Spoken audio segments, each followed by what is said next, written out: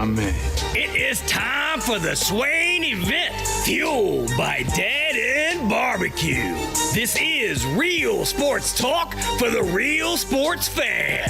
Talk to him, Swain. Give me 2 laps and a Ric Flair.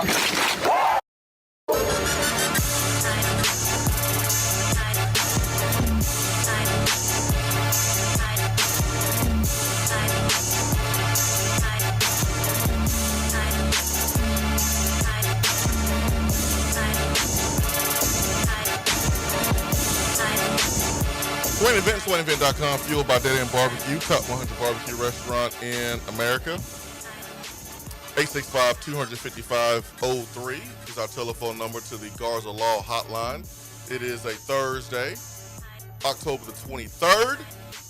We are glad that you are with us this morning. Ben McKee, Go Vols 247. Benjamin, sir. Good morning, my man. Good morning. How are you? I'm good, man. Well, here we are, where we thought we would be. That is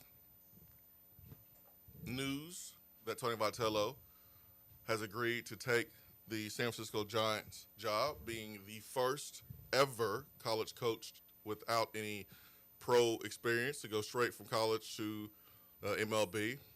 It's an unbelievable opportunity. I am so happy for him. Man, I hope he goes and tears it up. And with him leaving, it obviously leaves a void for Tennessee. Here's a guy who won a national championship that brought so much to this community, the energy, the passion, so much to this athletic program. He was a lot of Tennessee fans' spirit animal. And, man, I know he was my spirit animal for sure, man. It's a big blow. Ain't no doubt about it. No way to sugarcoat it. Danny White spoke with the media yesterday to answer questions about rumors and how he's going to go about the search. Ben, you've been the most consistent in covering Tennessee baseball more than anybody. You have shown up more than anyone from the get-go. Tony Vitello brought more attention to baseball. Baseball is covered now more than ever before, and Tony gets a lot of credit for that. But, Ben, you're the one that started it, and other people had to start covering baseball to keep up with you. And that's just the truth. You know Tony. You've covered his program this whole entire time. You have relationships with current players, former players. Just your overall thoughts on how we got to this point, what led to the ultimate decision to take that job, and kind of where does Tennessee go from here, man? Just your thoughts on the overall situation, man. Well, first and foremost, I'm very happy for Tony. This is just an awesome opportunity, truly a once-in-a-lifetime opportunity. He's the first to ever receive this opportunity, which speaks to the magnitude of what he is doing. The first college coach to ever directly jump to a big league manager job. And it's not the Tampa Bay Rays. It's not the Minnesota Twins. It's the San Francisco Giants. And the Giants have lost its luster a little bit of late. They've been unable to attract the free agents that it needs. And then, of course, there is the discourse surrounding San Francisco, which I do think is fair discourse. But, you know, every major city has its pros and has its cons as well. We have a city right here in our own state, one that I care deeply about in Memphis that also has its issues that we're trying to work through. So that's nothing out of the ordinary. And the only reason I bring that up is because I know it's been a topic amongst Tennessee fans, quite frankly, of why would Tony want to go live in San Francisco? Well, it has its nice parts, just like any other major city. And at the end of the day, he's moving to San Francisco not because he wants to be able to see the Golden State Bridge all the time. He's got a big league manager job, and one of the most prestigious organizations in the sport and in all of sports, quite frankly. So that is why I think we reached this point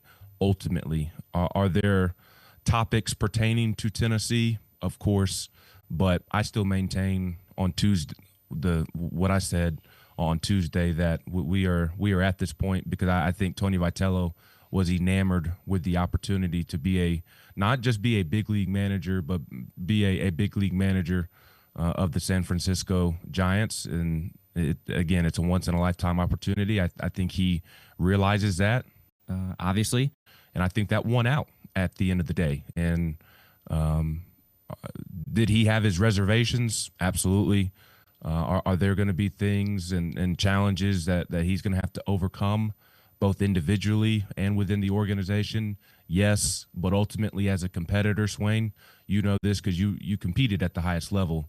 Your competitive juices get flowing, and you think about what you can do and what you can accomplish and what makes you great, and that you're going to be able to overcome all the obstacles like dealing with the Dodgers every year, trying to get free agents to San Francisco with Buster Posey, that he will be able to manage big league baseball games directly after making the direct jump from college. And I think he fell in love with the idea of potentially becoming the first person to win a college World Series and a Major League World Series. And I mean, how many people are ever going to be able to say that they did that if he were to pull that off? So, again, there are Tennessee topics for sure.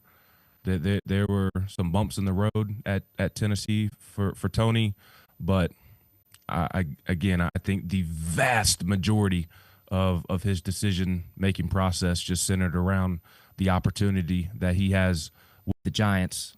And from my understanding, that's what he communicated to the people closest to him. Chris Lowe tweeted that Tony Vitello received a considerable raise and taking the San Francisco Giants job. He was making $3 million annually at Tennessee. He's going to make more from his employer, which is now the San Francisco Giants, than his former employer, the University of Tennessee. That does not mean that he won't have to deal with California taxes. That does not mean that there's expenses out there that's different than the expenses in the state of Tennessee. But his salary, which is what he's making from his employer, is going to be more. Without any experience, Ben McKee, Tony Vitello is entering the MLB making more money than half of the managers in MLB. FrontRowOfficeSports.com had a list of the top MLB coaching salaries in 2024, and Dave Martinez, Washington Nationals, $3.5 million. Okay, Braves looking for a manager, but the former manager is making $4 million. The manager before Tony Vitello, Bob Melvin, making $4 million. But Kevin Cash, Tampa Bay Rays, and then on down, under $2 million. So without any experience, Tony is walking in making more than guys that have been in the majors a half a decade longer. And so he has opportunity, entry-level salary, that's pretty dang good, to build upon that. If he wins, put himself in a really, really, really, really good spot. So I know a lot of people are trying to do the math for Tony and in Tony's pockets and saying, hey man, he's gonna make less. He's making more from his job than he made from his job at the University of Tennessee. He can figure out his taxes, he can figure out his expenses, he doesn't have any kids, he's not married. The opportunity is worth it. Am I making the same decision if I'm Tony Vitello? Probably. I'm making the same decision. I'm making the same decision. It would be hard to say no. And for those who do not follow Major League Baseball, you mentioned Kevin Cash of the Tampa Bay Rays. The Rays organization has obviously been very, very good this century.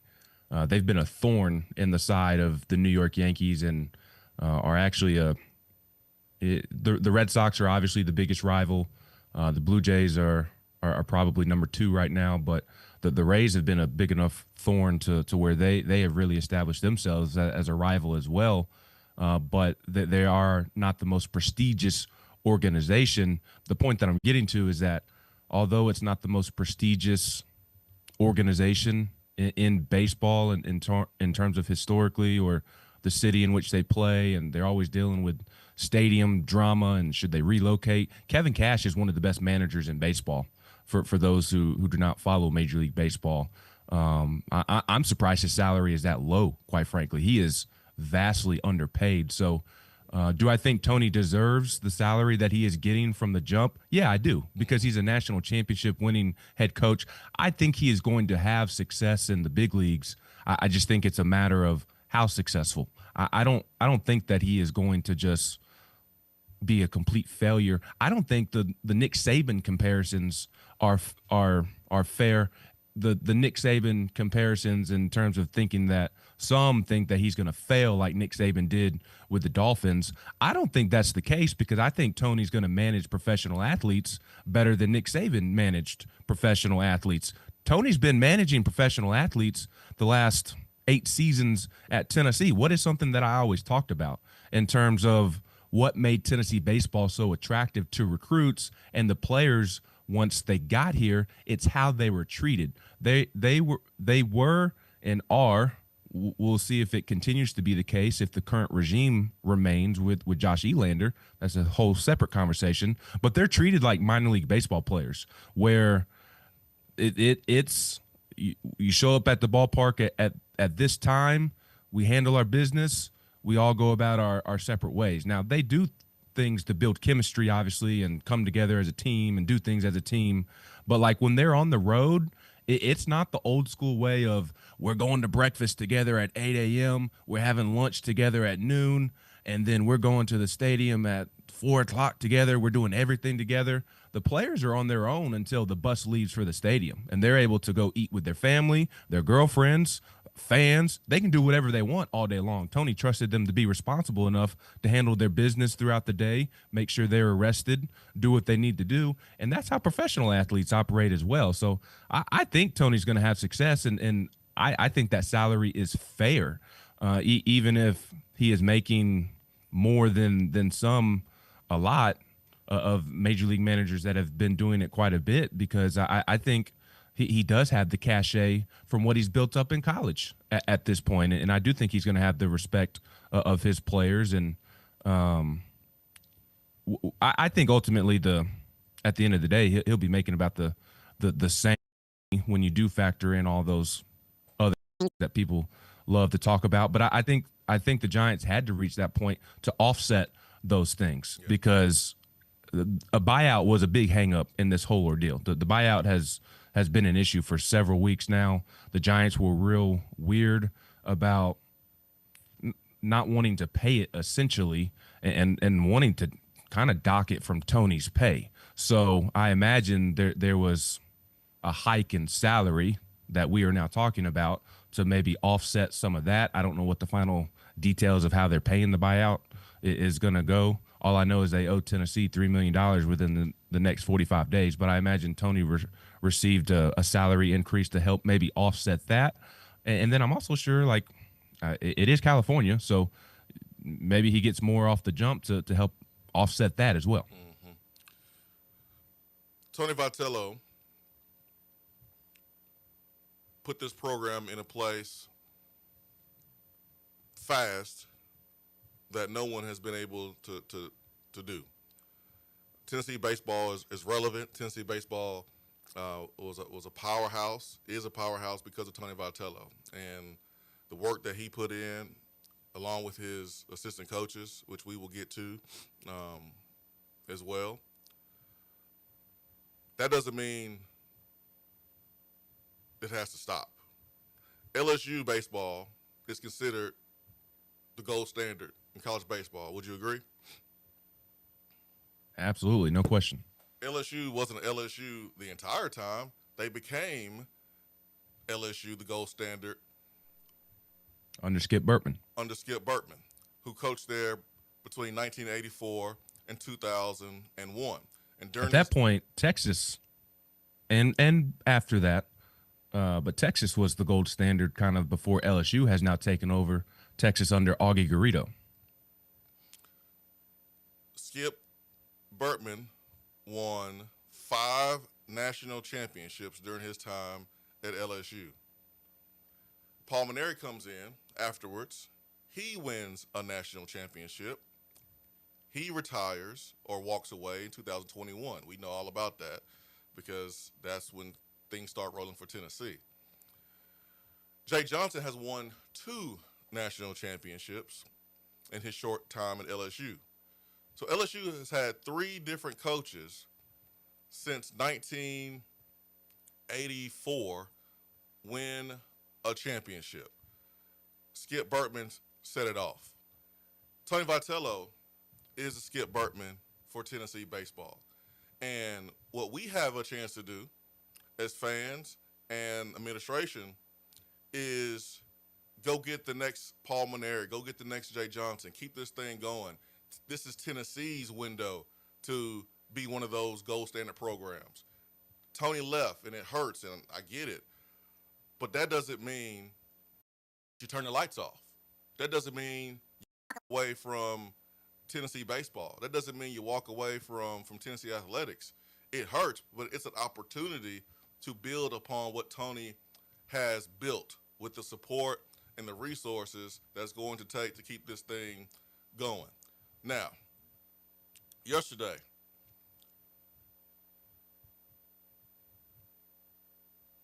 Danny White set a press conference. Tennessee set a press conference, 3:30, after the Giants announced the hiring of Tony Vitello. Here is a minute 45 of Danny White addressing Mike Wilson's question about the rumor, the narrative that was floating around for the last couple of days. And it's a great question. I'm glad he was asked that question. Ben, you and I were talking before the press conference. That was a question that had to be asked. There are times when you have an opportunity to ask a question, you have someone on your show or you're at the press conference, you have to ask the questions that people want to know. As simple as that. And Danny White was asked those questions. Here is the question. Here's Danny White's answer to yesterday's press conference about the rumor about rev share and NIL. There's been a lot of rumors about NIL allocations and baseball funds going toward women's basketball, things of that nature. Do you have any comment on that? And how have you approached the rev share and NIL across the athletics department? Yeah, sure. First, I think we'd all should, anybody that's participated, where did that rumor come from? Did anybody report that in here? So who reported it? Like somebody had to make up something that's not true for it to become a rumor, right? So I think we should all collectively apologize to Kim Caldwell and our women's basketball program because that's factually incorrect. Never happened. Our rev share numbers are consistent with the House settlement. 5% for women's basketball, 15% for men's basketball, 75% for football, 5% for other. We, with that other bucket, which is $900,000, we distributed $750,000 to our baseball program. That is far from what we do for baseball or for any sport. Like all the most competitive programs in the country, we participated in front loading last spring. Baseball was a beneficiary of that. We are supporting baseball, I think, I know, at a higher level than anybody in America. We are full scholarships in baseball, all 34 spots. We were one of the first schools to sprint to that. I think we're the only school in the country that's also doing cost of attendance on top of that. That was about a $1.2 million new investment this year that a sport like women's basketball wouldn't have gotten. And we do more with Rev Share and with NIL packages for baseball on top of their Rev Share. So I know what the competitive space is in the SEC and across the country. I know our baseball program is extremely well equipped. Otherwise, we wouldn't be recruiting at the level we are. That's Danny White, Tennessee Athletic Director, addressing Rev Share questions and rumors. Danny White's job is to support every coach on campus to help them put themselves in position to win a championship, whether he has hired them or not. What I know is there is a basketball coach on campus that Danny White did not hire. His name is Rick Barnes. And I know the basketball program has spent more money this year than ever. And you can look at that roster, Ben McKee, and you can see that one guy that Tennessee probably spent a lot of money for. The last 2 years, they spent more money than they have before because that's what Rick Barnes needs to be able to compete. You got Nate Ament, who Tennessee beat Duke out for. You're able to get Jacoby Gillespie, who had opportunities to go make, $3 million plus, $5 million plus at other places, but took less here and was very, very well compensated. Of course, you're trying to do what you can to help Josh Heupel, and you got to help Kim Caldwell. And you got to take care of your national championship winning coach and to continue to give him the resources he needs to be successful. I looked up perfect game recruiting rankings, Ben, and I'm going to get your comments on Danny White's comments. But Tennessee right now is second in the country at top 10 prospects. Vanderbilt's number one. They have 23 high school commits. Tennessee has 19 high school commits. Out of the 19 high school commits, Tennessee has 10 top 100 players. So more than half of Tennessee's recruiting class have 10 top 100 players, only second to Vanderbilt. Louisiana State, who's won the championship 2 out of 3 years, they have 9. So, you're bringing the players in. You have more talent than the opponent for the last couple of years, according to the broadcast when they talk about MLB prospects. That was the case last year, too. Ben, your thoughts on the rev share, the NIL stuff being a factor for Tony Vitello? Danny White addressed it during his press conference. Well, again, I don't think it was a major role in Tony leaving at all. I have not been given any indication. Maybe I'm just not good at my job, but I have not been given any indication that it played a major reason in him leaving. I don't believe it did. We talked about it on Tuesday. Is it a fair topic of conversation to have? Absolutely. Danny White could have handled things better, could have handled his relationship with Tony better. Tony could have handled his relationship with Danny better. But both of them needed to do better in that regard.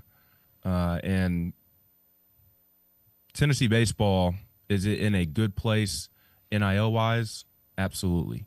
Is it what LSU is, Texas A&M, Mississippi State, some of these other programs where, quite frankly, baseball is, I think it's fair to say, cared more about, and that's not at all disrespectful to Tennessee and its following. It's just that Tennessee is a little bit newer to college baseball than those other programs that I mentioned, to where the resources have been around longer. It's kind of like the Lady Vols, quite frankly, to where the Lady Vols have not been peak Lady Vols of late, but because of the tradition and they've been around, like those resources still exist even through their down years by their standards. That is the case at Arkansas, at A&M, at Mississippi State, at LSU, at Texas A&M. Those schools, like it's just the interest and the resources have been around longer. So even though Tennessee was in a good place, Tony was still having to fight for more. Quite frankly, even if the administration had done a good job of giving him what he needs and giving him more, they were so far behind that you're still playing catch up. It's like Tennessee's pouring $100 million into Lindsey Nelson Stadium. It looks awesome. It's going to be great. It's still going to be far behind what the cathedral that Mississippi State has, just because they have, quite frankly, cared about baseball longer. So I don't. Was NIL a thing under Tony? Yes. As I mentioned, is it a fair discussion to be had? Yes. Do I think it needs to be had? Yes, I think it needs to be had as well. But again, this all goes back to Tony and the opportunity that he had with the Giants. And does the practice of NIL and its frustrations make its list on the pros and cons, make its way on the pros and cons list? Yes, I believe so. But his relationship with Danny White, or the Lady Vol basketball program receiving more resources than the baseball program that just won the national championship, that did not drive him away on its own. It may have been mentioned in a conversation here or there on when listing out your pros and listing out your cons, but I don't believe it solely drove him to the San Francisco Giants. This was in the works for weeks. I was stunned at how quiet it was for how long, just because the nature of these type of things, they don't stay quiet that long. I mean, this started to pop up in late September, early October. You wondered if the Giants would formally offer a college coach, and they eventually reached that point. But the interest that was generated several weeks ago, it stems from, again, the opportunity to be a big league manager at one of the most prestigious organizations in Major League Baseball. So I reached out to contacts down at LSU because they're the best program in the country right now, right? In the last 5 years, it's hard to argue after them winning a second national championship in 3 years. And so their rev share, and they put it on record. Scott Woodward at the time told their paper that they would roughly follow the formula, the settlement used to pay back the $2.8 billion in damages to foreign players who could not profit from the NIL. So LSU plans to allocate 75% football, 15% to men's basketball, 5% to women's basketball, and 5% to the rest of its sports, including baseball, championship program, and gymnastics, also a championship program. We don't even have gymnastics. And so 5% to those two sports. From what I've learned, that initially the head coach at LSU was not happy with what they got initially at all. And this is a guy who won a championship. There isn't a college, I've said it 1,000 times, there isn't a college baseball coach in America that was happy with what they initially received. Yeah, because at the end of the day, all this is driven by the popularity of football. And Yes. baseball has been on the back burner for decades, period. It's why it wasn't featured on TV as much as other sports. Now, as of late, it's featured more, but you don't have full scholarships to the entire roster in baseball. You haven't had it like you have at other sports. And so I feel terrible about it because I know those dudes put in the same amount of work as football players or as basketball players. I think it sucks. And it was a fight for so long for baseball to be allowed an extra coach. So baseball has been disrespected. College baseball has been disrespected by the NCAA for a very, very, very long time. And so my point in bringing this up and using LSU as examples because that's who Tony is competing against, the LSUs, the Vanderbilts, the Texas A&Ms, Texas of the world, and LSU is the top of the top. And Jay Johnson has won a championship. He's won a second championship, and even he had to deal with this mess to where he was upset about the initial allotment that he was going to get from the revenue sharing portion. And so they've had to make up for it through NIL. And like you just mentioned, baseball has been a thing longer in Baton Rouge than it has been in Knoxville. Now, there's opportunities to make up that money through NIL. That would mean booster involvement, right? There are sponsorship opportunities. We've seen the Weigels. We've seen other places. Those are opportunities to kind of make up the money through NIL. And we've seen our fair share of baseball players being highlighted. So the Beatty Chevrolet text box, BeattyChevrolet.com is the website. You can go there, look for pre-owned and new vehicles. Understand and know that they're not trying to sell your car just once. It's about servicing your family for life. They've been in business for 93 years. You don't do business that long unless you're doing people right and doing things the right way. So BeattyChevrolet.com, the text box is open for you to throw in comments and questions.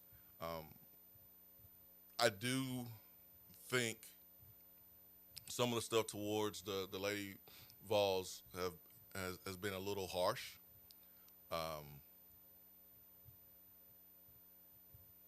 You are at a place where all the sports matter. That don't mean they matter equally, because we know which one matters the most. Everyone understands that, and that is Tennessee football. Danny White and Tony Vitello, as we said on Tuesday, they're not exchanging Christmas cards. But that doesn't mean that Tony hasn't been given a ton of resources to be successful. I mean, my goodness. There's $100 million going into the stadium. I remember when Tony and Tennessee played LSU in the Super Regional, and the crowd was packed inside the stadium, and there was no more spots. And the fans came up with the idea to do a block party. And I knew someone in the athletic department. I just gave them my idea, and it got up to Danny, and they did the block party. Why? To service the fans. So I haven't seen any evidence that the baseball program has not been supported. Now, there's some folks who feel like you should always say yes. Anytime a coach wants something and needs something, you should say yes. And I'm sorry, that's just not realistic. Football's number one. Josh Heupel has to be told no. Rick Barnes is told no. Everyone is told no. Your job as a coach is to ask, to get more resources. Cool. But Danny can't say yes to everything and everyone all the time. Danny is told no by his boss, and Donnie Plowman, things that he wants to do. Everyone is told no. So this thought that you should have just gave him whatever you wanted, he would have stayed. We're talking about a major league opportunity. And every baseball coach is dealing with NIL, house rev share stuff. You think Tony Vitello loved to deal with the stuff with Chase Burns? No. When Chase Burns and his agent didn't want him to pitch and was telling Tony when to pitch his client and when not to,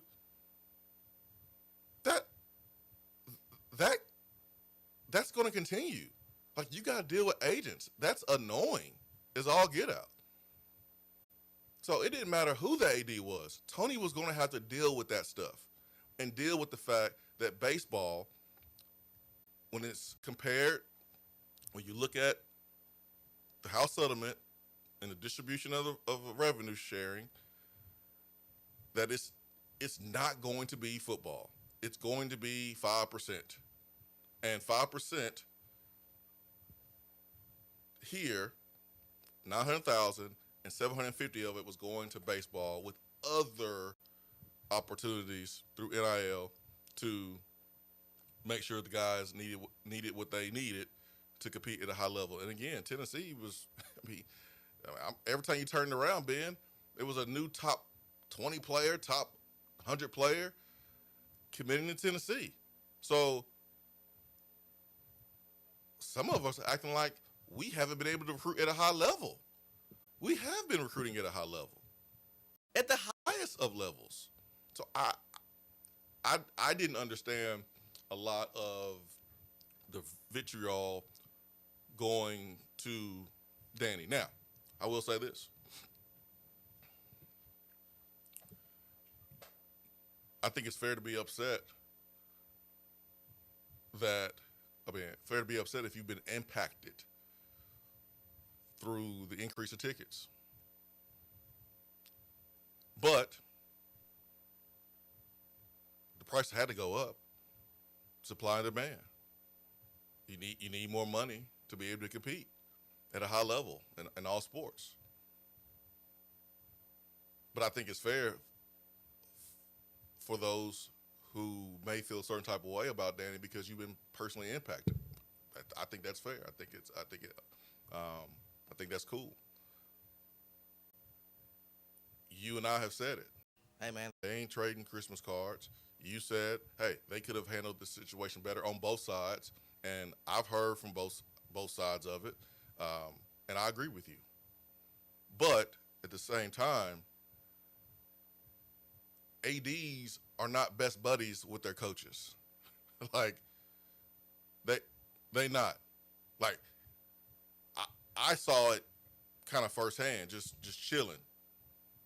Like, ADs are ADs. Like, they're going to hire you, but, like, your job is to do the job.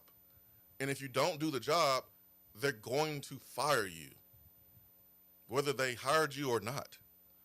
So I can't be buddy-buddy with you because I got to be able to remove you if I need to for the betterment of the athletic program. But Go ahead. But I don't disagree with what you are saying. But when issues pop up, Yes. and you send, and I'm putting it this way because I'm failing to think of a nicer way to say it. I don't mean this as harsh as it's going to come off. When issues pop up and there is a member of the athletic department not White. handling it with Tony, right. yeah. When you send your minions, when you send your army of people to deal with serious situations, and you don't communicate or have a conversation or whatever, that comes off as if it's not important, and that would get under my skin. That did get under Tony's skin. And I think it would get under the skin of a lot of coaches. And I think that is a fair gripe. I don't think anybody expects the athletic director to be going on vacation with his head coaches. Yeah. But I do wonder I'm not at all saying Danny's right or wrong because I don't know. I honestly don't know where I fall on it because I kind of see both sides of it.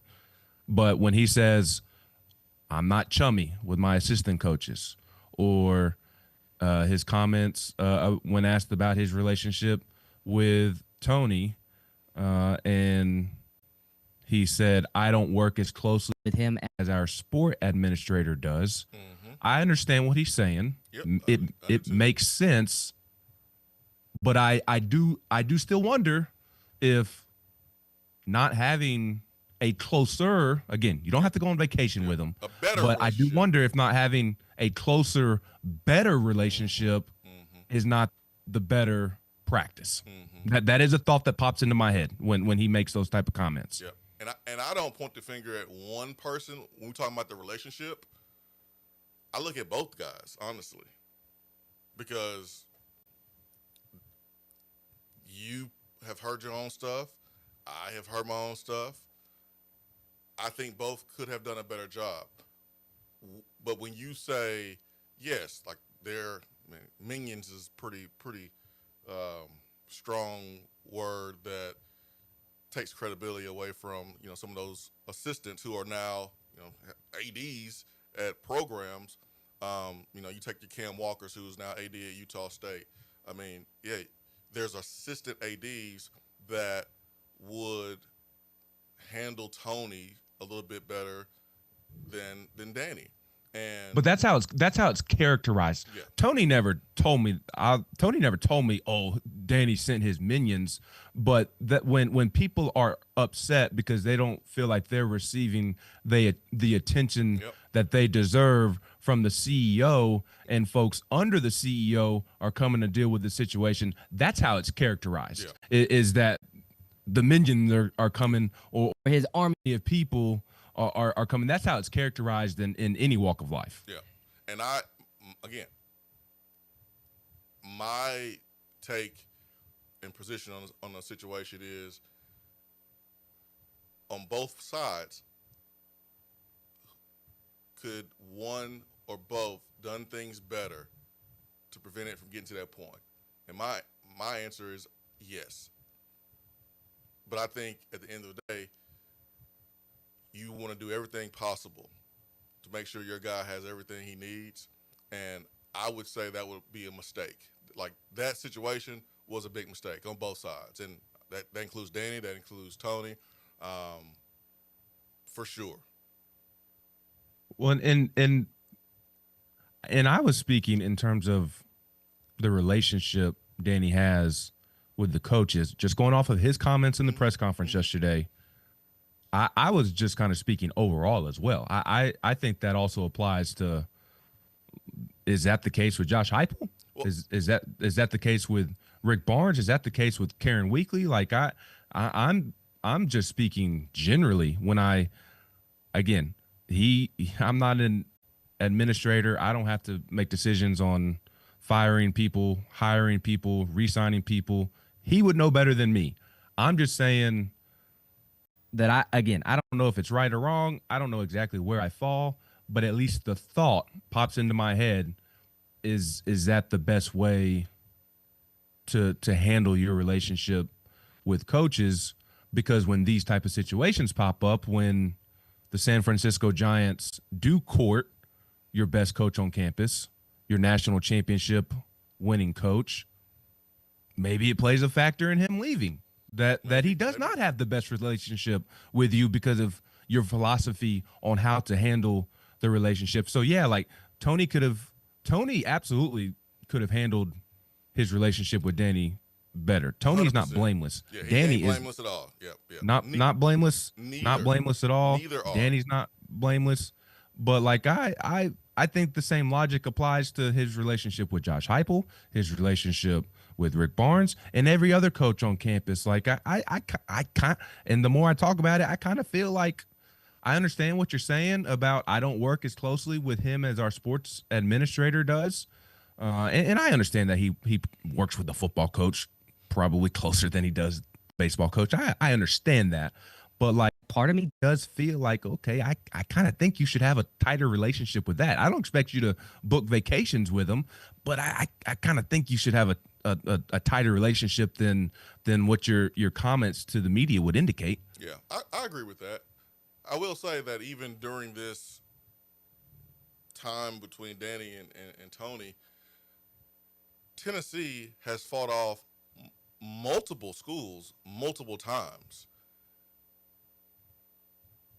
The LSUs, the Texas A&Ms, the Mississippi States, all the schools that have inquired about Tony Vitello, Tennessee has given raises, given more, was asked for more, gave more, contract extension, another contract extension. And so even with that, I don't think Danny was stupid.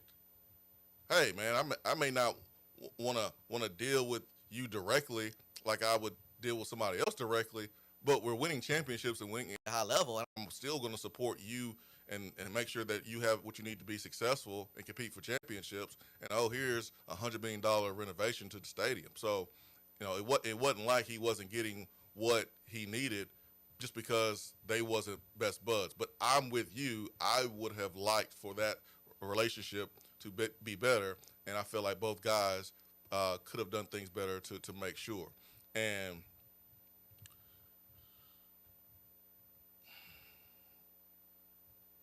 let me go to the text box. I don't want to forget our people, because I know a lot of people have a lot of comments on the situation. And the phone lines are open, 865-255-03 if you want to get in. Got any comments, any questions, feel free, man. Open as always. All right. How true is it? How close was Tony to taking the Texas A&M job in the summer? I don't believe he was close. I believe Texas A&M was absolutely interested, and quite frankly, they're a job that if they come calling, you listen. Yeah. Because of the resources that they have. So I think my opinion is that Tony listened for a moment, but it wasn't anything serious. I don't believe it reached any serious points. But Kendall Rogers is very tied in to Texas A&M. He went to Texas A&M, if I'm not mistaken, lives in the Houston area, if I'm not mistaken, or at least that part. A&M's like an hour and a half north of Houston, and I believe Kendall lives in that area of the country, so he is very tied in to Texas A&M. That is the school he is tied in most with, so Kendall certainly would be aware. But yeah, A&M was absolutely interested in Tony in both of their coaching searches in recent years, and reached out. And I think Tony thought about it for a quick second, but I don't think it was anything more than that. Vol fan on the text box says Tony has threatened to leave every year for the past 3 years. I'm sure having Jimmy Sexton coming in to ask for more each year probably gets old. Yeah, I mean, I think that's what people are not understanding too, is every year you are saying, yo, I need more. I'm going to leave. And then you got Jimmy Sexton, who, I'm sorry, I don't think any AD wants to deal with Jimmy Sexton. And as a Tennessee fan, when you look at Jimmy Sexton as an alum, I've never met Jimmy Sexton. I mean, he's the best in the business, right? But Jimmy Sexton has done no favors for the University of Tennessee, the school that he went to. And so maybe that's a part of it. And if you are Danny White, I mean, I'm sure that can get on your nerves as well. And so I'll go back to what you said, Ben. When you listen out pros and cons of staying or going,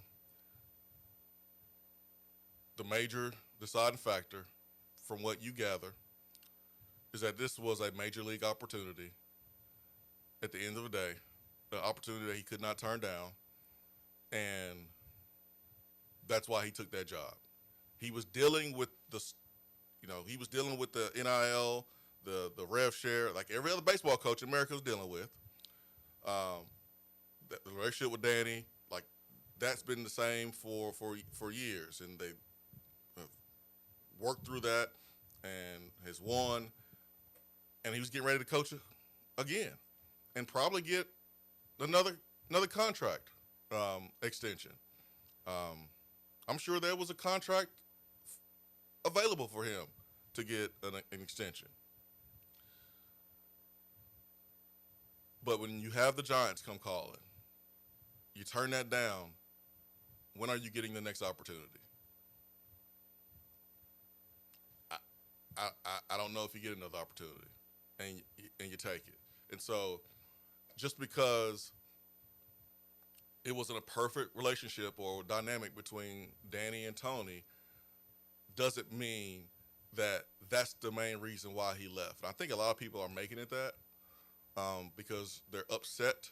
That's the first emotion that comes to mind when a guy like Tony Vitello, who means more to Knoxville than just baseball, like this community, you're upset. That's your first reaction. I get it. And someone has to be blamed entirely for that. And that has been Danny White. And I don't think that he should be entirely blamed. I think there's some things he could have done better, but I don't think he should be entirely blamed, especially when you look at the support that he has given Tony and the resources he has helped Tony have, and then the success Tony has had in recruiting. Like, you got more talent than everybody we playing. I don't get pointing the finger and saying that he's not getting what he needs to compete at a high level when when he is. So I know some folks don't want to hear that because it's easier to just go with the angry mob without doing any thinking or researching or cross-referencing or getting different sources. I think it's just easier to point the finger and make Danny White the public enemy number one. I look at what he has done as athletic director here at Tennessee, and folks could be upset with his delivery. People could be upset with how they think he is from a personality standpoint. You could be upset because of the ticket situation, all that stuff. But at the end of the day, Tennessee is in the best position it's ever been in Tennessee athletics, the best position. And I remember doing this show when it was not that case at all. It was in a bad spot. And so I know some folks don't even want to hear that from me. Yesterday, man, I was thrown in the state-run radio conversation, and I didn't even know what the hell that meant. But I guess what that means is that the university tells people on the sports animal what to say. I have been a sports animal since 2022. I have been in meetings, and they occur once a week. And it's not something that I wake up and do backflips about. No one does when it comes to staff meetings. But in those staff meetings, not one person from the University of Tennessee has been there. Not one mention of what to say and how to say it on your programs have been mentioned. I have never been told what to say. I have been summoned by a previous coaching staff, Butch Jones, for things that I said that I thought was true that I said. I have received backlash. My livelihood was attacked during that time. And I stayed true to who I am and thought that our fans deserved some transparency and our fans deserve to hear an honest opinion. And I gave that. And I took the crap. And Ben, you was right there and you saw it. And I haven't changed. I'm the same dude. I'm not going to change. I'm going to be fair. I'm going to speak my mind. And that's what I'm going to do. And if that becomes an issue, then it becomes an issue. Like, I'm not worried about that. I think there's a respect level because of how I do things, how I've done things, and so just because I'm not blaming Danny White entirely for Tony Vitello leaving doesn't mean that I was told to have that stance. I don't.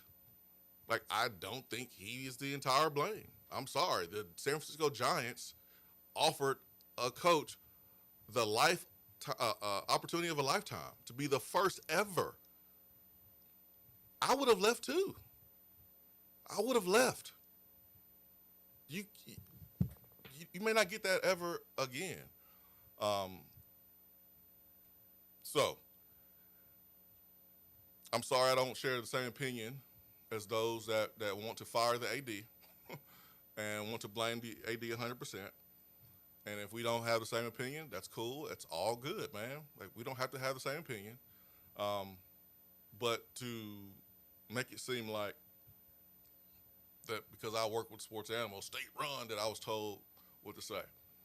Well, that won't be happening. I will do something else before that happens. I made that decision when I started doing this. When I started going independent, before I joined the sports animal, I made it clear before I took the job how I do things, and I will continue to do things. Tony Vitello, and I'll drive this point home, and we'll move on, Ben. Tony Vitello was on our station a couple weeks ago. Do you remember, Ben? yes. He was on our station. During my show, on the same station, I said, why in the hell has he not been asked about the San Francisco Giants job?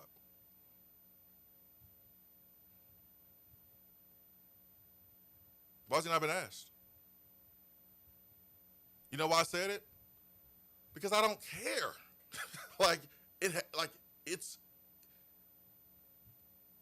He had to be asked. We got to ask him. And if he was on my show, I would have asked him. So, miss me with the whole state run stuff, okay? Yeah, I mean, it's quite honestly, it's just not even worth addressing. Okay, go ahead. My bad. I would just say that it's just not even worth addressing. I know it's very frustrating for you, and if I were you, and I know things don't really get under your skin, but that would be something that would get under my skin as well. It's just not even worth addressing. We live in a day and age now where everybody has to question everything, and that can be a good thing. I'm not saying that checks and balances are good. Huh? That's the checks and balances are good. Yeah.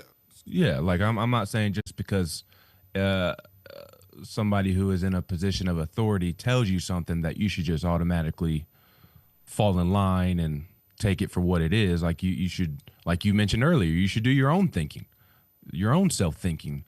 But now, and quite frankly, I think it's because of what has become of politics within the last 5 to 7 years or however long. I think people just refuse to listen to people in positions of power and authority, and nothing can just be as simple as it's a great opportunity with the San Francisco Giants. It has to be a conspiracy theory here, a conspiracy theory there. You have to question this, you have to question that. If you disagree with my opinion, then you're an idiot, don't know what you're talking about, and you're a puppet, and people are telling you what to say. If you agree with what I'm saying, then you're the smartest person ever. You know what you're talking about. You're not afraid to stand up to this person, that person. I think it's a byproduct of the society that we live in now, quite frankly, both politically and outside of politics, to where people just do not like to be told what to do or just question everything that is told to them. And again, I will just reemphasize that that can be a good thing at times, but do we have to do it with every little thing in every walk of life is my only point. So I know it's frustrating for you. I think your loyal listeners and followers for now well over a decade. What are you running on 15 years of doing this, and you have a healthy following that understand who you are and what you stand for. That they understand that nobody tells you what to say, and to those who are gonna throw that at you, they're throwing that at you because they disagree with what you're saying, and it's more a reflection of them than anything. And quite frankly, it's just not even worth acknowledging, because those people, you can, everything you said, you can say it till you're blue in the face, Swain. There's still gonna be people that think that you're just carrying Danny White's water. Yeah, it's all good. Let's go to the phones. Guards Law Hotline. We got the phone lines lit up, man. They backed up, so we got 3 back to back to back. So let's do it. Good morning. Good morning, Swain. What's up, man? Just Hey, Dustin. man, it's Dustin. Yeah. You you good over there, man? Yeah, man. I caught my breath this morning. You turned up I caught on my Tuesday. second. Yeah, well, I just got done working out. I caught my second breath, so I'm good this Good, morning. man. Good to hear from you. What's up? Hey, man, listen. First of all, your radio show is the best in the area. Okay, you could leave the sports animal and pick this thing back up again, and if you'd run it 8 hours a day, I'd listen to it. Thanks, man. I mean, you always tell the truth, and you know, something about the truth that I learned a long time ago is sometimes you don't like the truth and it hurts. So, I mean, you know, it is what it is. But I wanted to ask this morning, Danny White stood up there yesterday, and y'all had talked about that this morning, and, you know, maybe it was some of Tony, some of Danny White's relationship, all that kind of stuff. But having to flip the page, because what hurts to me, it's like when Bruce Pearl left. I mean, I know it was a different situation, but we love Bruce Pearl as fans, right? Because I mean, he was out in the stands, you know, cheering on, and that's kind of what Tony was. I mean, he was community. He was a ball for life, you know. I mean, he was one of us. Yep, he was. So anyway, moving on to the next page, with, you know, you see all these players and former players and players now saying, "Hey, Josh Elander." And yesterday, I thought to myself, when it was, you know, final that he was leaving, I thought, well, your coach is sitting right there on the bench. Mm-hmm. Is it a smack in the face that Danny White stood up there yesterday and said, "I'm going to hire a search firm and we're going to take this thing nationwide"? When you have so many people that respect the man sitting on the bench right beside Tony, that really and truthfully, I mean, he's probably going to be the closest thing to Tony Vitello that you can get. There's not going to be another Tony. But as far as the bravado, and I mean, we know him, and he knows the fan base, and he knows the in and outs of the program that they've tried to build the last 8 years. Is that not a smack in the face to say, we're going to take this thing nationwide? I didn't look at it that way, Dustin. I'll tell you the reason why I didn't look at it that way. Because he did the same thing when he hired the football coach and Josh Heupel. Well, I need to turn myself up, Ben. Okay. What about now? Can you hear me now? Good? Yeah, you sound good. I just think the mic got a little away from your face. All right. So Danny did the same thing when he hired Josh Heupel. He hired a firm. He talked to candidates, right? He may or may not have offered the job. Remember, that was the whole thing with the Virginia coach, right? Right. And then he came back to Josh Heupel after talking to his players and the players telling them what they needed, what they wanted, and then he assessed the situation, what Tennessee needed, and then he came back on Josh Heupel. The soccer hire, Joe Kirk, was an interim hire where they did the same thing. You had the soccer coach leave. Kirk was an assistant. You let Kirk interview for the job, and he was hired. He was retained. He was the head coach. I think it's better for Elander, honestly. It's better if Danny does what he's doing, search firm, talks to candidates, allows Elander to not have the pressure of being a head coach and applying for the job. If he gets it, which I hope he does, that's the first guy I named when Tony left, just like everybody else. But if he gets it after Danny does all of the interviews and hires a search firm, doesn't that look better for Josh Elander? Isn't that a better situation for Josh Elander that he beat out all these candidates and Danny came back and said that he was the best fit, like he's done twice already with hires? It does, but my thought process on it was I just worry about, y'all have said that maybe Tony and him didn't have the best relationship. Maybe he don't spend a lot of time, one-on-one with the coaches and stuff. My thought process is if you've got your guy on the bench, right, and I mean, he's the closest thing to the next closest thing. If you go and put that out there that you're hiring a search firm, whether it's just formalities or it looks good, I would hate for that to be like a divider, maybe something that could right off the bat start a kind of a divide with Josh Elander and Danny White. It was my thought. It shouldn't. I mean, okay. It shouldn't. I think the concern, Dustin, to your point, is or maybe in the ballpark of your point is maybe if I'm not allowed to say this because the university tells us what to say, but I do wonder if Danny did not appreciate how Tony went about handling his business. Does he want to wash his hands of all things Tony Vitello and just completely get away from everybody associated with Tony Vitello because he did not appreciate how he handled his business? And, you see Frank Anderson, how fiery he is on the field, and that doesn't necessarily automatically apply to off the field. But I think that would be the concern is that Danny doesn't want to hire Josh Elander because of his association with Tony Vitello. I think that would be the concern for the fans, quite honestly. Yeah, I don't think Danny that's stupid.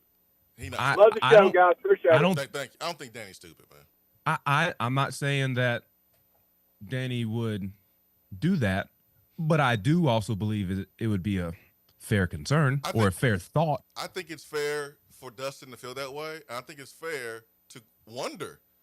When Frank Anderson was named the interim, I was like, well, why?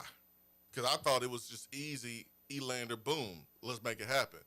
But once I saw that he did the same thing with the soccer hire, and soccer under Kirk was the number one team in the country this year, it was the right hire, but Danny did his due diligence. He did his due diligence with football. And then he came back.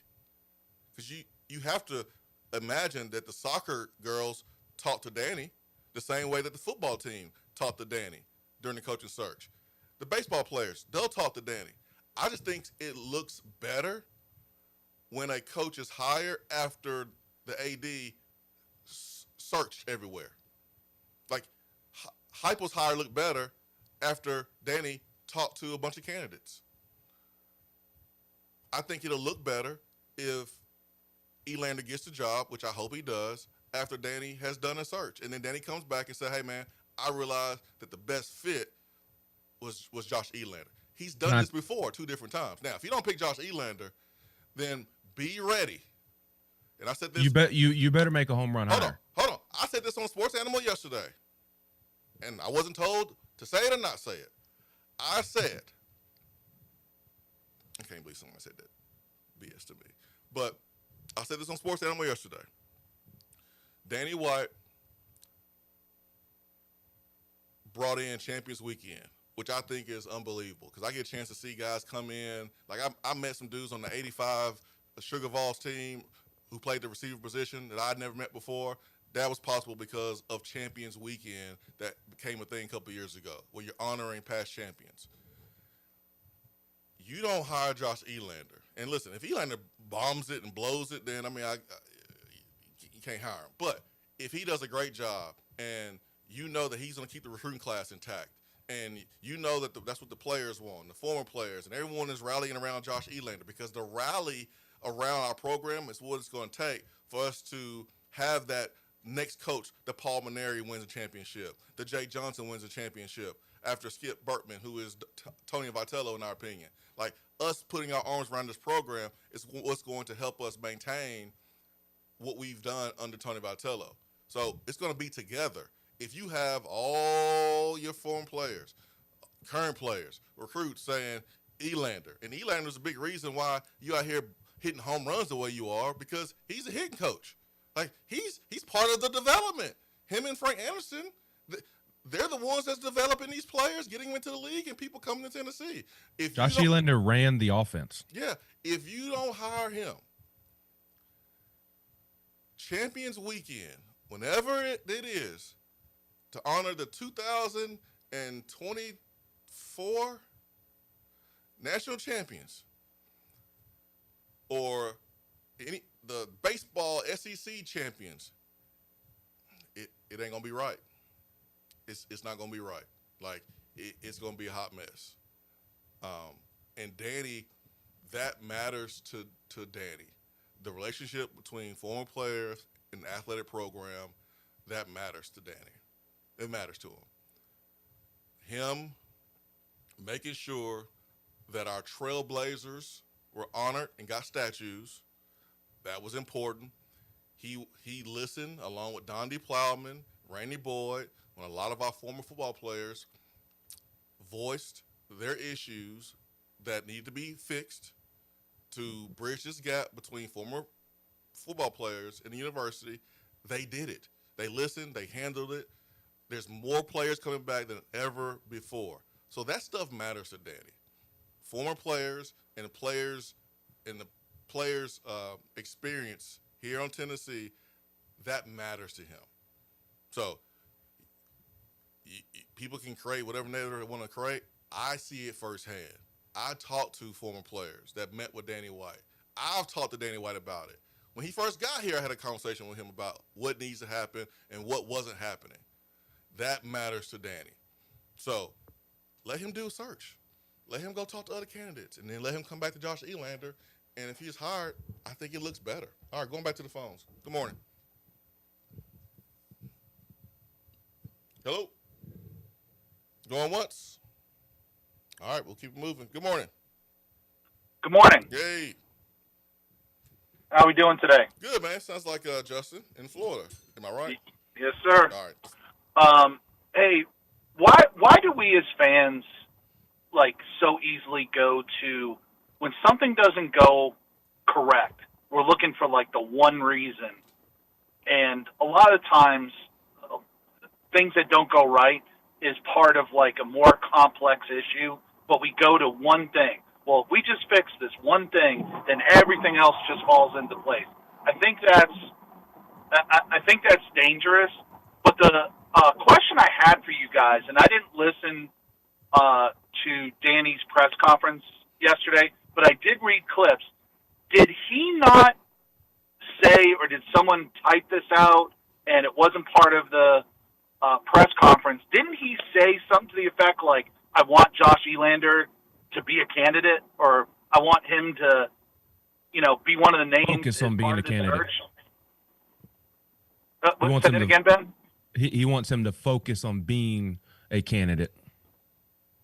Okay, so that's kind of telling. It's hey, I want to make sure that you're front and center. You're, looking good, making sure as a candidate you've got everything. We're going to take this off your plate. And didn't he also say he's going to listen to the players? Yes. Yeah. So if he makes a hire outside of that, and I agree with you, Swain, I think you still have to do the due diligence, because that's what Danny's job is. And you can go through all these interviews. You can go through all these conversations with other coaches. Heck, you might get an idea from one of them that maybe the University of Tennessee hasn't thought about, and it's okay, I remember that in this interview. This is something we need to look at. But if this all kind of comes around back to Josh Elander, I mean, how is it a bad thing? It's a great thing. Right. So I guess I don't understand the just make Elander the coach now. You have to go through the process. You absolutely have to. And he's even saying, hey, I want to make sure this guy presents the best as part of this process. Yeah. It's pretty telling. I mean, I think if all things were being equal, Danny would just make him the hire, and that's it. And then you could at least say, yeah, we talked to all the coaches in America that wanted the job. This was the best option. Great show, guys. Hanging up. Hey, thank you. Appreciate it. I think Justin is hitting the nail on the head with this aspect of the state of Tennessee baseball. I believe that Danny White should hire Josh Elander. I'll say that first and foremost. I agree. Yep, I'm with you. I for several reasons, I think the former players are rallying around him. That's not even my reasoning. I think that's the cherry on top, because Danny White's job is not to make an emotional decision. Danny White should not hire somebody because the former players want that person. Quite frankly, he needs to hire the candidate that is most qualified, and that is Josh Elander. That is now, and I know the former players believe that, but they are also biased, obviously, that he is the most qualified candidate. It's Danny's job to take bias out of it and view things from 1,000 feet and consider all options. Danny would be a bad athletic director and would be doing Tennessee fans a disservice if he did not consider all the options to be the next baseball coach, quite frankly. Josh Elander, I think, should get the job because he is qualified and because of the timing of all this. He would help keep the recruiting classes intact. He would keep your talented roster from getting ransacked by the portal. Yep. And that is on top of him being a great players coach. The players absolutely love him. A great recruiter, a great hitting coach. He develops catchers. He runs the offense. He's very stoic in the dugout. He was kind of the calm in the midst of the storm within the dugout. Yeah. Amidst Tony Vitello and Frank Anderson. He's the one that brought a sense of calm.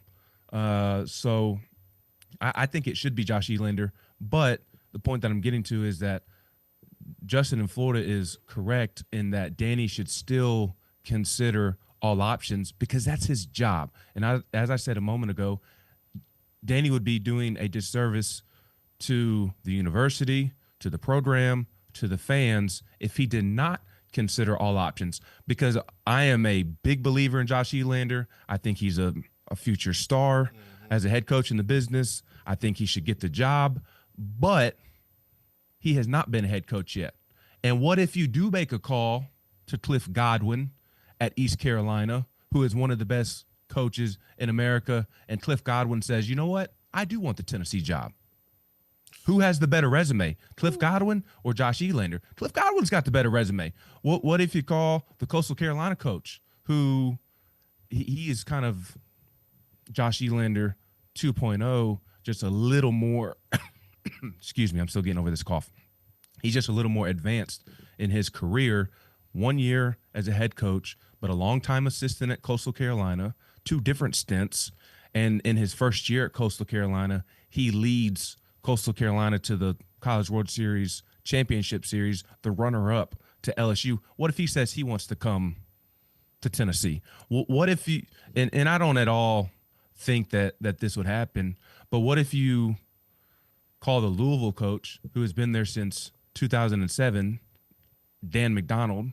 And again, I don't think he would leave. This is just me just trying to emphasize my point. But he's been at Louisville since 2007. He's made 6 trips to the Men's College World Series. He's won over 700 games in college. He's had a lot of success What if he said he wants to jump to the SEC and deal with Tennessee's resources? I mean, are you telling those guys?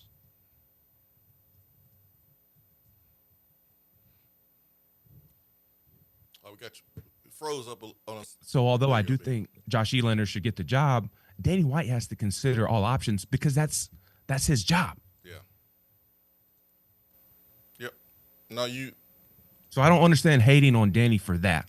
Him doing his job the way he should be doing it. I agree. My first reaction was, Frank Anderson, what? What are we doing? But when I thought about it, I was like, hey, I came to your conclusion without even talking to you, Ben. I was like, yeah, let me think about this because I'm not an AD and don't have any experience being an AD. But when I thought about it, I was like, okay, I get it, and that's the right move. I understand that move, 100%. 100%. All right, let's get to the Beatty Chevrolet text box. Still need to take a break today. Haven't done that, but want to get to the text box, and then we'll get back to the conversation before we wrap up. Vol in Charlotte says, I don't think Danny cares about the fans at all. He tweets about it, talks about it, but deep down, it's his bottom line. That's it. Danny needs to realize how much power this fan base has.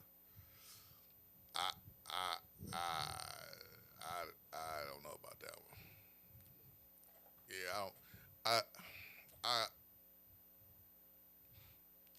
I know how bothered he was when fans had a difficult time getting into the stadium, and fans had a difficult time at a concourse with being able to get concessions and stuff like that. That stuff bothers him. I mean, if he didn't care about the fans, he ain't doing the watch parties. I'm sorry, man. I can't agree with that. You got to have money to operate.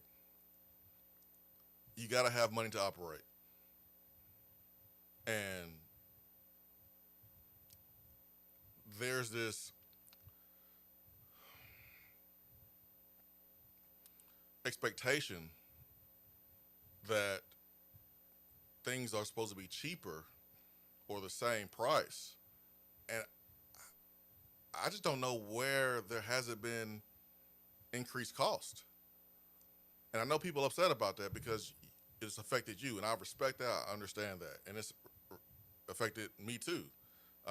Even though I don't go to a game as a fan, but I used to.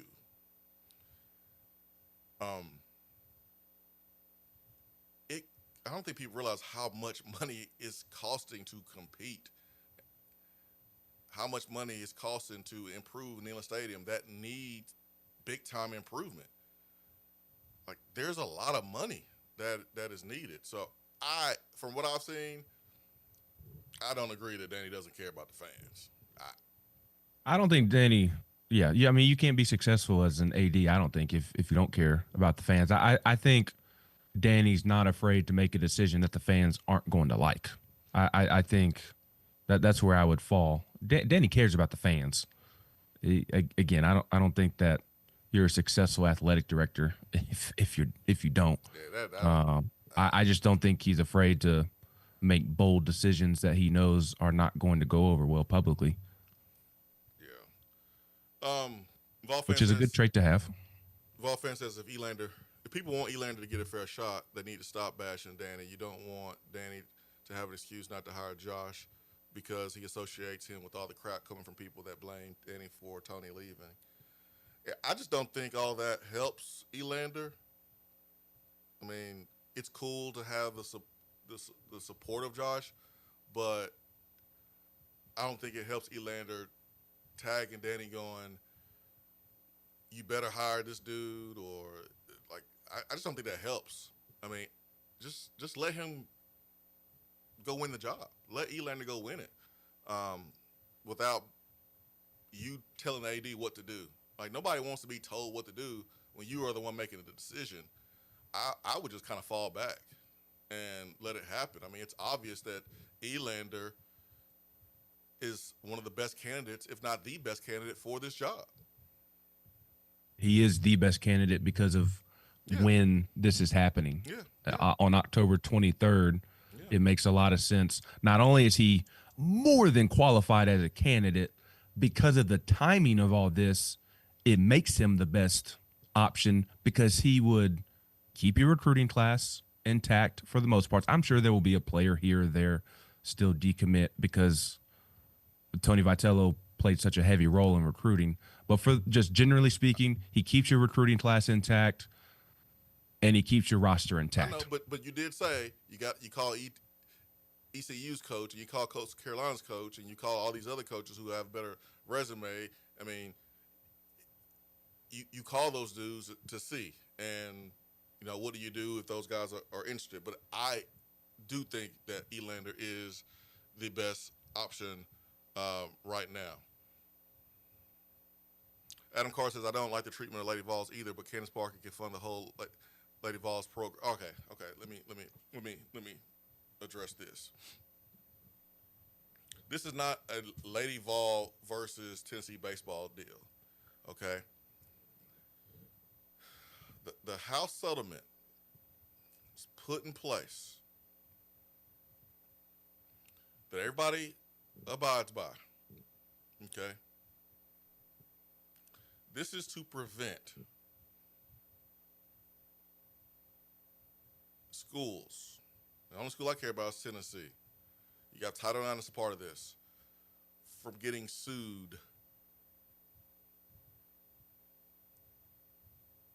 Getting taken to court because women's sports are not compensated. Don't have to be the same, but compensated.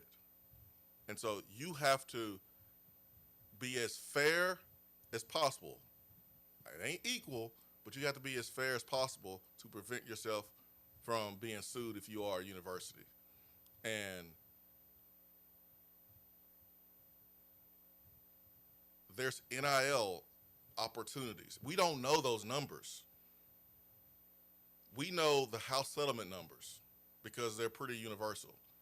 But we don't know the NIL numbers. And there's opportunities through NIL. Some guys want to do it. Some guys don't want to do it.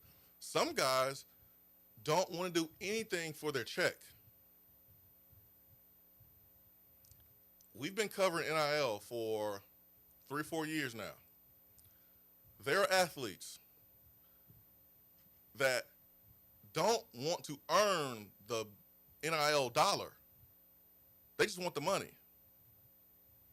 And if you are presented with the opportunity to earn more through NIL, but it requires you to do something, but you don't want to do it, you can't complain about not getting NIL.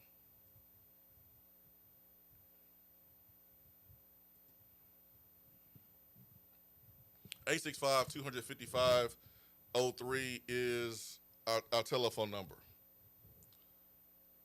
We will return back here to the Swain Event. I am live in the Low T Center studio, lowtcenter.com. Ben McKee, Go Vols 247. He's the guy. He is him when it comes to this conversation with Tennessee baseball. What's Tennessee do next? We'll go back to the text box. We'll slip a phone call in here, and then we'll be on our way. Tennessee is playing a football game this weekend against Kentucky, but this is definitely more important, right? Right. Swain Event.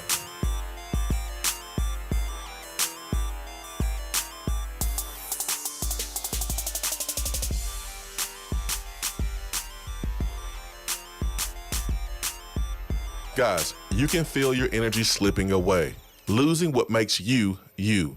It could be low testosterone. Take action now. Low T Center can help reclaim your energy with a quick and simple free T-test. Visit Low T Center and receive pharmaceutical-grade testosterone never compounded like other clinics. Experienced providers increase your testosterone to the level that is just right for you. Treatment is covered by most major insurance with affordable self-pay options available. The best you is waiting. Book your free T-test at trtmvp.com.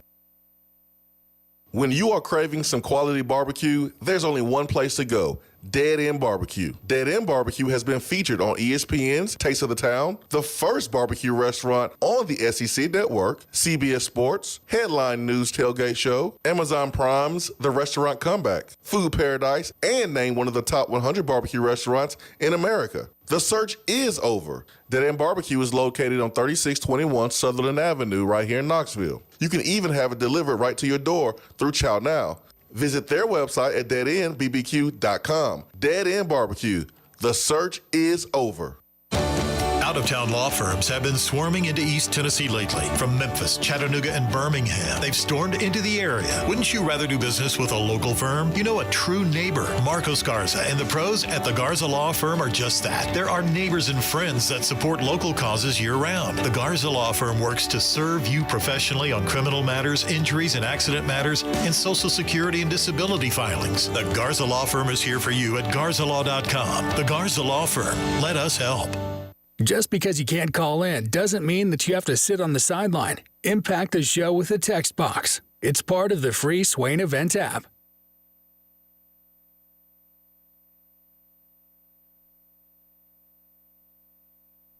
What's up, Swain Event crew? Jennifer Morris here with Keller Williams Realty. Fall sports can be a roller coaster ride for us fans. The excitement, drama, and passion will make us crazy sometimes. I can't manage the games, but I can help you manage your real estate needs while you're cheering on the Vols. Reach out at 865-694-5904 or contact me at nextmovesmokymountains.com. That's nextmovesmokymountains.com, and go Vols.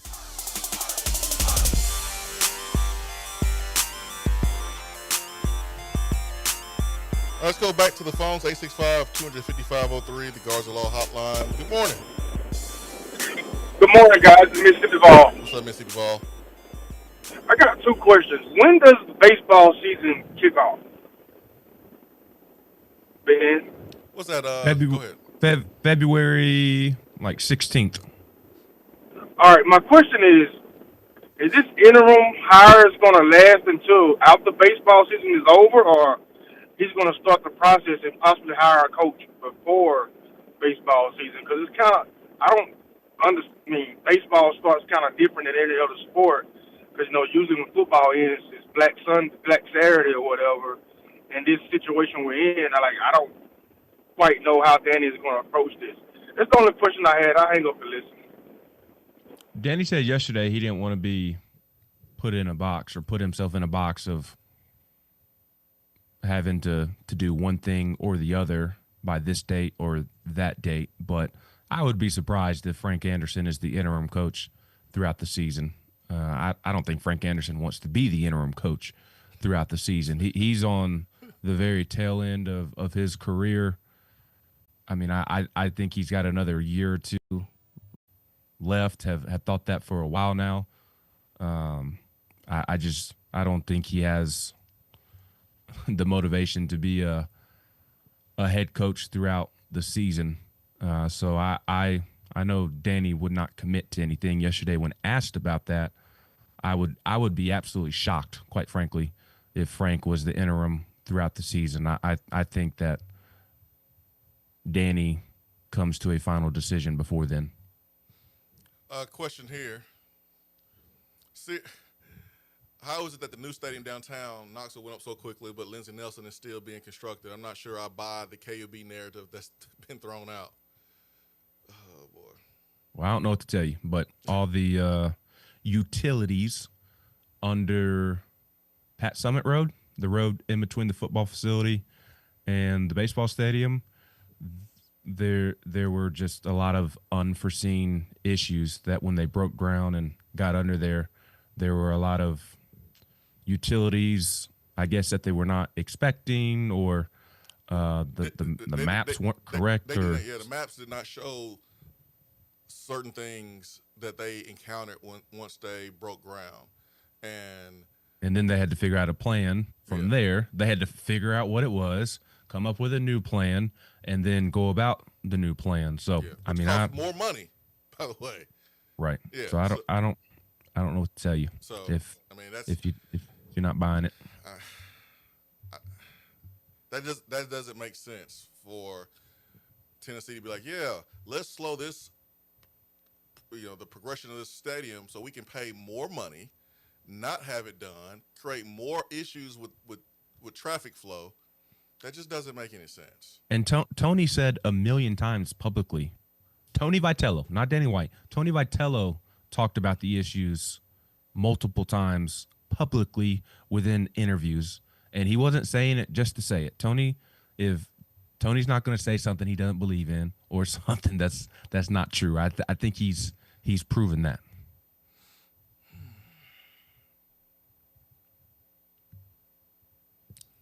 Yeah. I mean, hey, I understand, man. You want to ask a question about everything?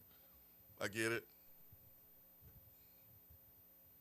But man, everything's not conspiracy theory, or everything's not conspiracy. That was the legitimate hang up. All right, good morning. Nope, that person is gone. Vol fan says, at least we're not Florida right now. O'Sullivan taking a leave of absence with personal stuff and without a football coach. At least Chauncey Billups is not the basketball coach. Chauncey Billups got arrested this morning for an illegal poker scheme tied to the mafia. Oh, man, it's a wrap. It's a wrap. All right, here you go, Nelson. I got a football question whenever y'all have a sec. Is our defensive problems more on coaching or players? And do you foresee any changes to the defensive staff this offseason? Take it away, Swain. Oh, well, Alabama is on both. I've been a defender of Tim Banks, for the most part, because I thought he has carried this program 2023, 2024. His defense is really good. His defense, because the defensive line couldn't get pressure, the defense, got shredded by Carson Beck on the road to Georgia. But he was a Frank Broyles finalist for the top assistant coach in the country. Tim Banks has done more with less since he's been here, and his defense has always been at a disadvantage because of the style of play of the offense. But Saturday was bad. Saturday was bad. The tackling, hey man, you work on tackling, you're talking about it. If guys are not tackling, then you gotta get new guys. For me, are you teaching the proper way to tackle? Well, I mean, did you change the way you tackled? Did you change the way you taught tackling last year? I would think you're not changing things, but he is responsible for how the defense plays. The thing that drives me crazy and that drove me crazy Saturday. Hold on, make sure I can say this. Get clearance. Oh yeah, I can say that. The thing that drove me crazy is that on 3rd down and 2, everybody's dropping out. The quarterback dumps it to the tight end, throws it probably a yard to the tight end, and tight end picks up the 1st down and then runs for 5-6 more yards even before he's hit. That drives me crazy. That is a problem. That has to be corrected. That ain't players. Now,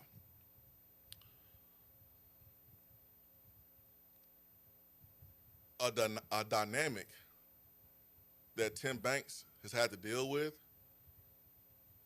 is Boo Carter. And Boo Carter, then Tim Banks didn't make the call for Boo Carter to be on the team. He ain't the head coach. And I understand giving the guy with that much talent an opportunity at a 2nd, 3rd chance. And I like Boo Carter in a football program than on the street. I don't like Boo Carter on the street. But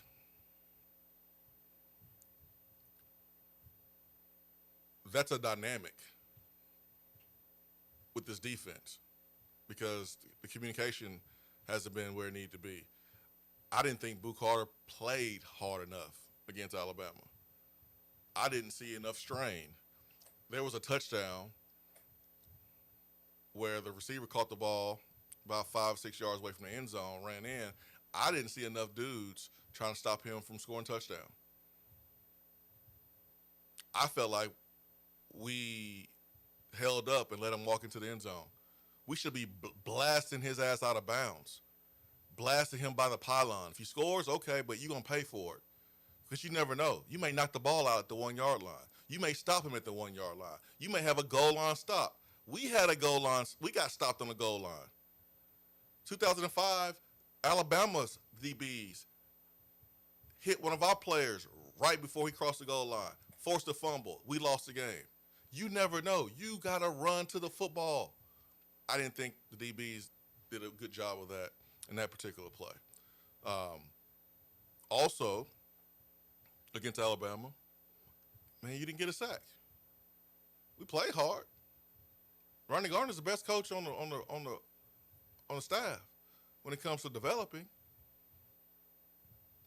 But his guys did not get to the quarterback. Is that on Rodney Garner? I don't put it on Rodney Garner. Guys got to get to the quarterback. But you're going up against first-round tackles and first-round offensive linemen too. You got to get to them. And Ty Simpson's good, y'all. That's the first quarterback on the board right now. Dude's good, but we didn't get to him. So it's a combination. It's a combination of play and coaching in the Alabama game. And I'm sorry if no one likes that, but this is the truth. The clock management wasn't good enough. I didn't like the play call. I didn't like lining up in that formation, calling a timeout, and then lining up in the same exact formation. I didn't like that because it gave Alabama they knew what was coming. Everyone knew what was coming with no timeouts. And I thought if the clock was managed better, we would have had more time and not been in that position where you didn't have any timeouts with only 9 seconds to go. So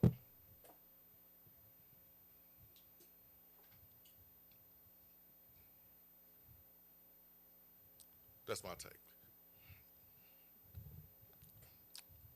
Hope that's okay.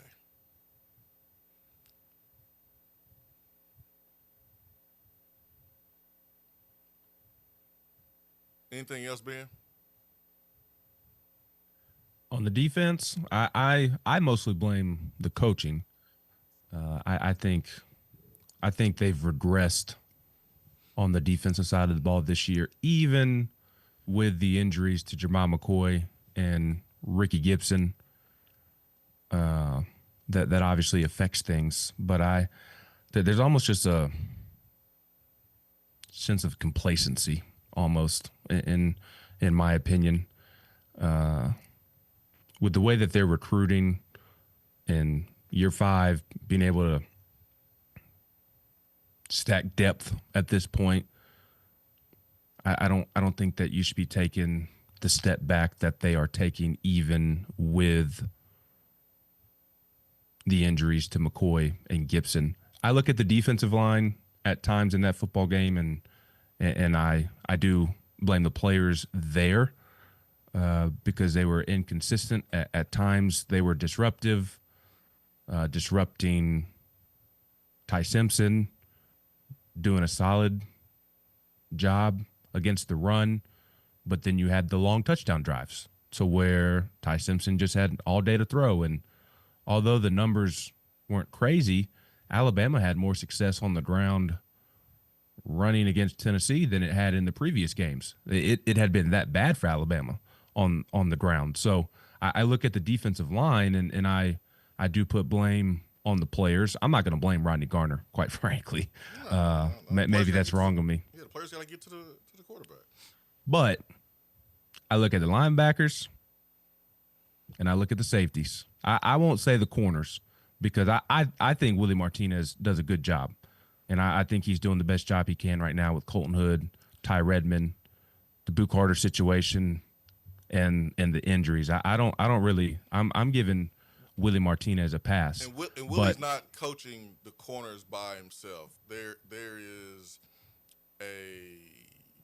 he's not he doesn't have his own room per se, but E.T. is working a lot with the corners. Tim Banks and Willie works with the safeties. They all kind of work with the secondary, but Willie doesn't by himself work with the corners. So I want to make sure that's thrown out there as well too. Yes, but I put the blame on the players along the defensive line, but I look at the linebackers and I look at the safeties and I put the blame on the coaches. The same linebackers have not gotten better in 3 years.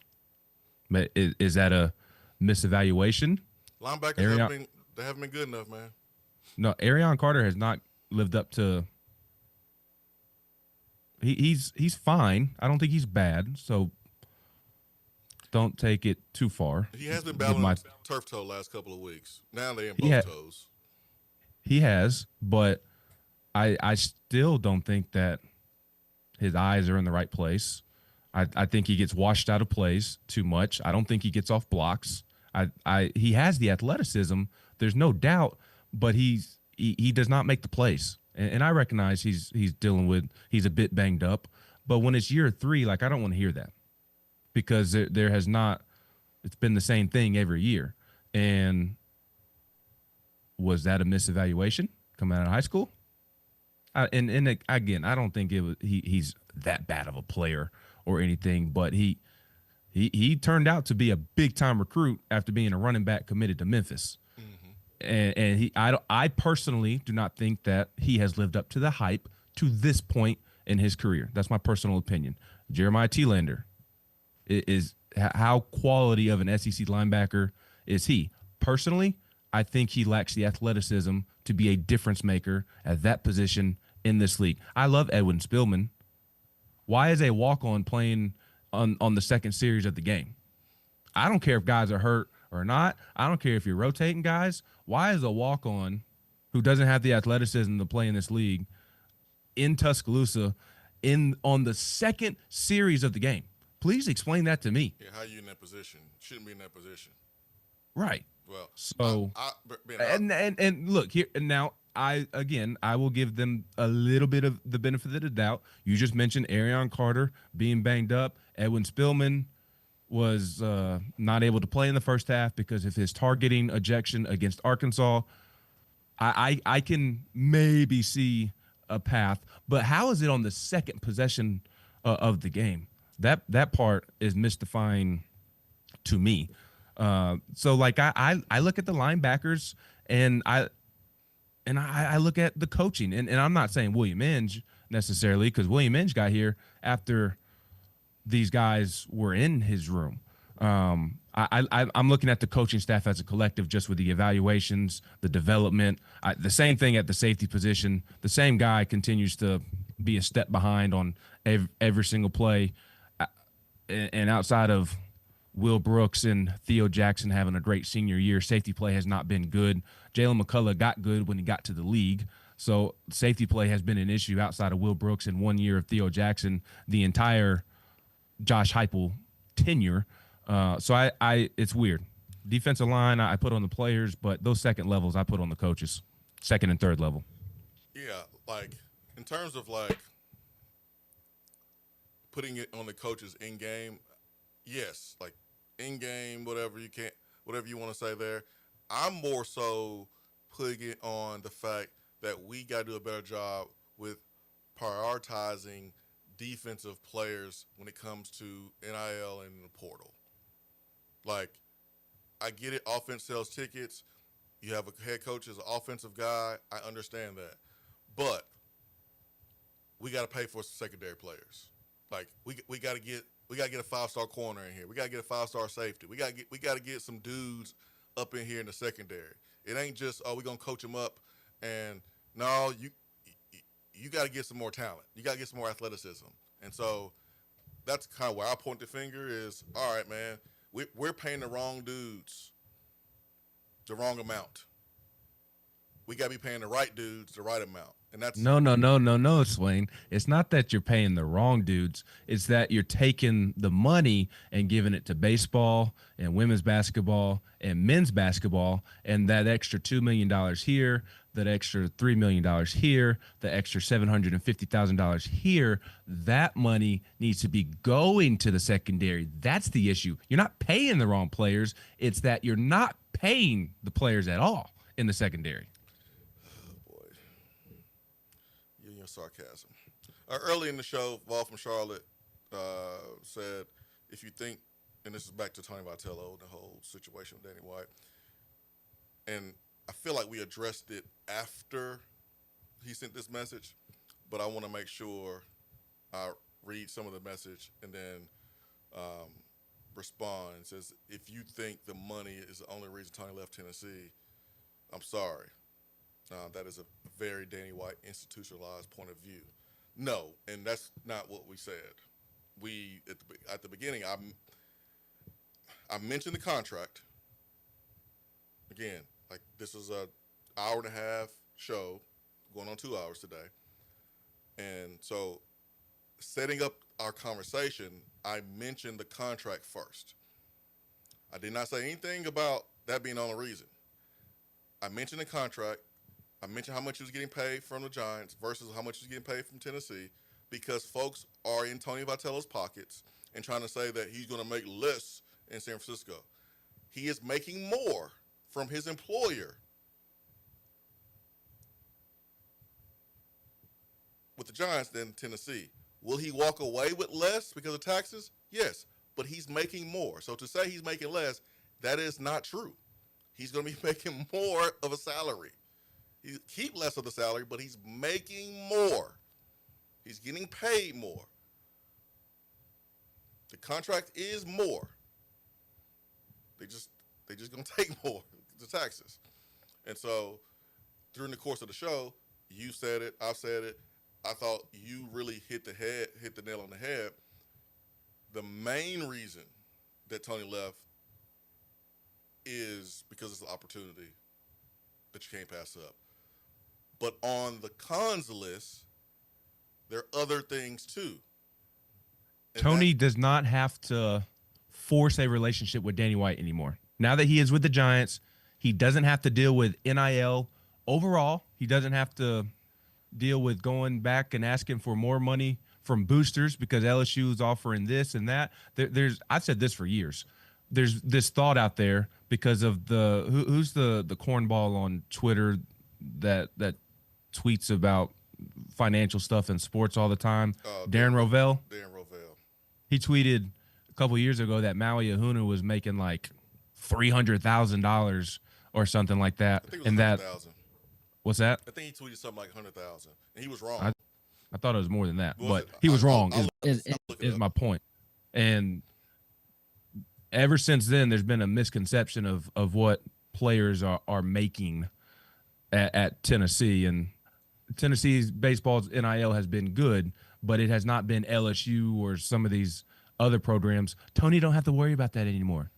That was on the list of, if I go, I don't have to deal with this anymore. I don't have to go back to this booster and ask for more money so I can get this pitcher or this hitter.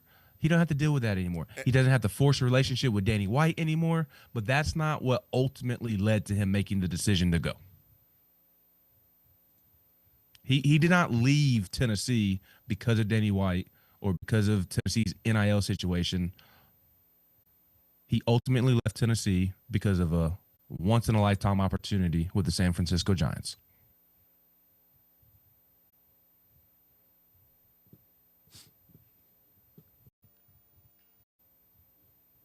There it is. So, go coach baseball. Now, Tom. I will say what's funny is he'll have a fun time dealing with Rafael Devers, the first baseman / third baseman for the San Francisco Giants, who the Boston Red Sox, he's one of the best hitters in baseball, up and traded early this past season because he's a pain in the butt to deal with and refused to go over and play first base. Tony will have a fun time dealing with that, but it's less options when you're at the professional level. And there's also a general manager that can get involved as well. Tony can go coach baseball. I mean, there's different things he's going to have to deal with, but just like every baseball coach in college baseball, you don't have to deal with NIL anymore. And it's a pain in the butt for everybody, including Jay Johnson at LSU. Well, I'm being nitpicky here, but I would say that he can go manage baseball now because I actually think the coaching aspect of it, I think that's actually something he's going to miss a great deal at the college level because you're not having as much instructional one-on-one time or practice time. It's more so getting out there before batting practice and hitting ground balls with a guy, and then there will be some time where you're working with him here or there, but it's not the same as coaching the fundamentals of baseball like he enjoyed to do at the college level. He'll actually miss the coaching aspect of it in terms of the fundamentals, but now he can go focus on managing the baseball games. Yeah. I got you. And I don't know why we rotating offensive linemen, Rodney and Austell. I need somebody to explain that to me too. We know why. I think they're trying to keep guys happy. Well,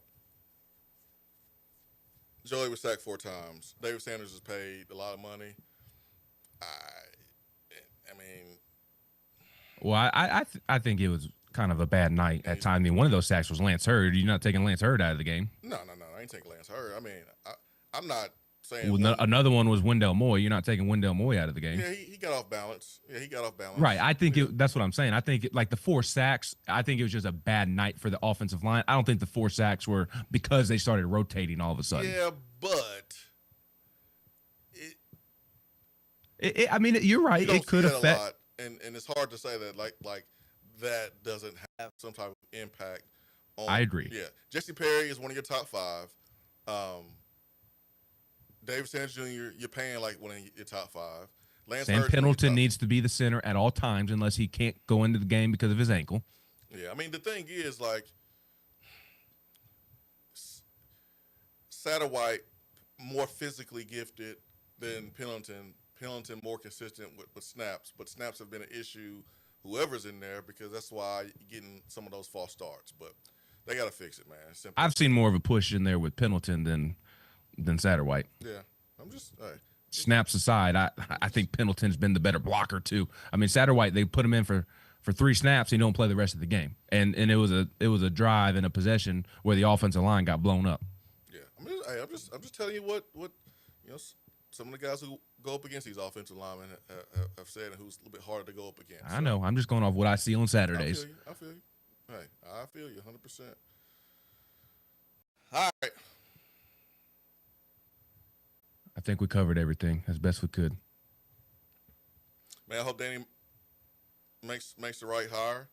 I believe Josh Elander should be the guy, but you got to go talk to everybody.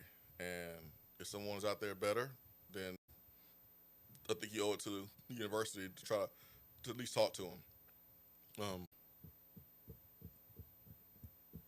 I hate that everyone's so upset. I hate that we, lost a national championship coach that meant so much to our athletic program in this community. Man, I love me some Tony Vitello, man. But I'm more happy for him than I am sad that he left. And I'm sorry, I don't know what that means or what that makes me, but that's a heck of an opportunity, man. Baseball, how old is baseball? I said this yesterday on Josh and Swain. Old? 149 years. MLB is 149 years old.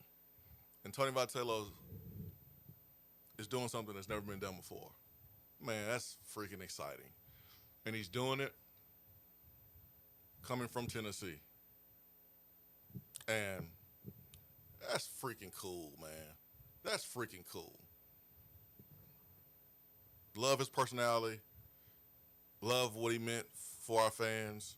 He understands our fans. Some guys coach here, and they don't really lock in with our fans like that. That's not Tony Vitello, man. He locked in with our fans. And now you have to go replace him and get somebody else that can continue to win at a high level, and that's Danny White's, job. and his responsibility. So, Ben, I appreciate you, man. Continue to cover baseball the way you have at super high level. No one's doing a better job than you. There are all people doing a good job, but no one's doing a better job. You set that standard, man. Continue to be you. Be glad to see you. You look good. That is debatable. No, you look good, man. It's good. It's good. It's good to see you, man. I appreciate you. Have fun in Lexington. Don't you love a night game at Kentucky? Yeah, man. It's gonna be great. It'd be a fun. Should be a fun sports weekend for Tennessee. You got football on Saturday night, important bounce back game for the Vols, and then Sunday night will be fun as well with Tennessee hosting Duke inside a sold out Thompson Boling Arena for an exhibition. Yeah, it's gonna be a good basketball team, man. I'm here for it. I'm here for it, dude. I'm fired up to see these guys ball out this season. Until then, Ben, Tuesday, we'll be talking about a Big Orange win over Kentucky, entering the OU week, which will be a tough game, good game. I think it'll be the best game in college football. I think College Game Day should think about coming to Knoxville. When you look around the country, I don't know if you're going to see two better ranked matchups in the country.